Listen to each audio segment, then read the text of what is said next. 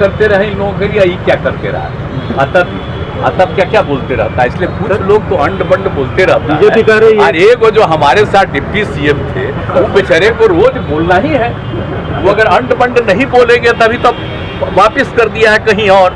आप लोग भी बात कर लीजिए और देख लीजिए, उसके बाद का जो डेट तय होगा तो 12 वाला नहीं होगा। 12 उन लोगों का क्या दूसरे आ जाएंगे तो सब लोग कहने लगे कि नहीं साहब ये ठीक नहीं होगा, तो आना चाहिए। तो कल हम कह दिए उनको कि ऐसा नहीं, कोई दूसरा दिन होगा, तो जो कोई डेट तय होगा तब फिर बताएंगे। 12 जून को विपक्षी एकजुटता की बैठक बिहार की राजधानी पटना में होनी थी, जिसमें तमाम विपक्ष दलों के बड़े बड़े नेता शामिल होने वाले थे। बता दें कि बंगाल की मुख्यमंत्री ममता बनर्जी, अरविंद केजरीवाल से लेकर तमाम बड़े बड़े नेता की आने की उम्मीद जताई जा रही थी। लेकिन आपको बता दें कि कांग्रेस के अध्यक्ष मल्लिकार्जुन खड़गे और राहुल गांधी इस बैठक में नहीं शामिल हो रहे हैं और इनके शामिल नहीं होने की वजह से ये बैठक को फिलहाल टाल दी गई है। जी हां, बता दें कि इसको लेकर तमाम विपक्ष के जो दल है वो लगातार अब बयान दे रहे हैं कि क्या हुआ मुख्यमंत्री का विपक्षी एकजुटता की बैठक। जी हां, बता दें कि मुख्यमंत्री ने कहा है कि अगर कांग्रेस से मल्लिकार्जुन खड़गे और राहुल गांधी नहीं आ रहे हैं तो इस बैठक का कोई मतलब नहीं बनता है। जब सब लोग शामिल होंगे तो हम इत्मीनान से विपक्षी एकजुटता की बैठक जो है वो कर लेंगे। क्या कुछ कह रहे हैं मुख्यमंत्री नीतीश कुमार, वो सुने आप लोग। तो युवा को अभी अब 12 छोड़ दिया जाए। फिर हमने कांग्रेस पार्टी को कहा है कि आप लोग भी बात कर लीजिए और देख लीजिए, उसके बाद का जो डेट तय होगा तो 12 वाला नहीं होगा। 12 वाला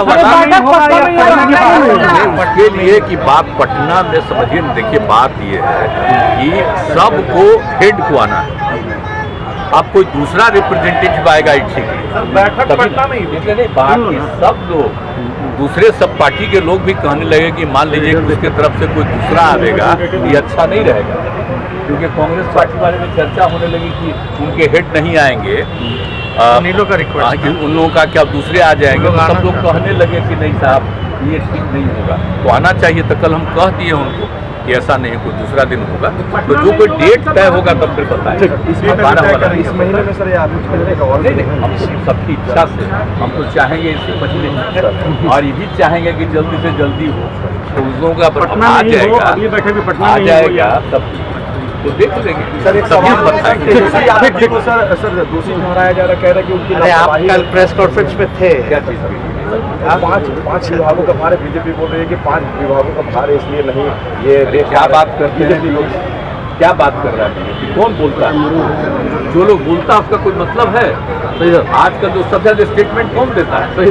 सबसे पहले इनके पार्टी में था और उसका छोड़ करके मेरे पार्टी में है, और फिर अभी उधर चला गया। उसका कोई सेंस है जी? उसका कोई मतलब नहीं है ऐसे लोगों का। और दूसरे लोगों का भी जिसको बना दिया उसका कोई मतलब है कहीं?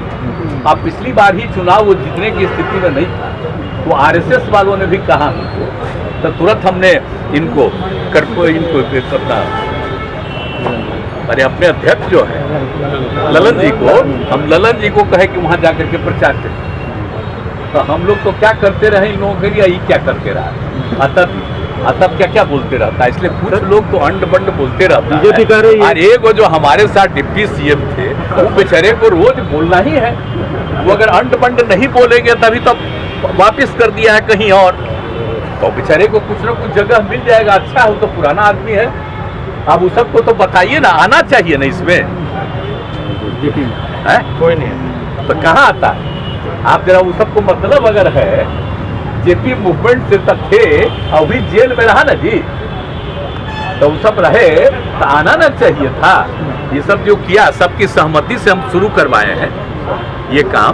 तो इसमें क्या है कि कोई पार्टी से रिश्ता है इसका तो रिश्ता है ना पूरे बिहार का, तो नहीं ना आता है। तो देख ना रहे कि क्या है। सर वो कह रहे हैं कि पूर्ण भ्रष्टाचार हो गया था बहुत ज्यादा वेस्ट बंगाल में बहुत बड़े पैमाने पर। आप समझ लीजिए 1999 में जब हम थे हाँ, तो वो हम थे रेल मंत्री ही, और वो एक्सीडेंट वहाँ हो गया था। वहाँ जा करके देखे, और जब लोगों के मृतक लोगों को देखे हमको इतनी तकलीफ हुई। और वहाँ से जब हम आए, हमने रास्ते में भी कहा और श्रद्धेय अटल जी को, प्रधानमंत्री जी को हमने कहा कि भाई हम रिजाइन करते हैं, ये ठीक नहीं। तो उन्होंने उसको एक्सेप्ट नहीं किया, लेकिन बाद में हम फिर गए और हमने कहा कि सर मेरे इस्तीफे को दोबारा हमने दिया, स्वीकार किया जाए, नहीं तो हमको बहुत तकलीफ है, इतनी बड़ी दुर्घटना घटी है, ये हमको अच्छा नहीं लग रहा है और तुरंत चुनाव वगैरह भी होने वाला है, तो हमको जाएंगे, हमको बड़ा खराब लगेगा, इसलिए कृपा करके हमको छोड़ दीजिए। तो वो फिर हमको स्वीकार कर लिए और हमने वो रिजाइन किया। बाद में तो और भी हुआ, फिर इसके बाद में जब हमको फिर किए तो हमने उसी समय रेलवे के लिए ये तय किया कि सर अगर हमको दोबारा बना रहे हैं, बाद में हम आए उसके 1.5 महीना के बाद, 1.5 साल के बाद, तो जो तय किया गया कि जो चीज़ सब रेलवे के बारे में जो हुआ उसको स्वीकार किया गया और वही काम जो प्रारंभ हुआ उसके चलते रेलवे की स्थिति बेहतर हुई।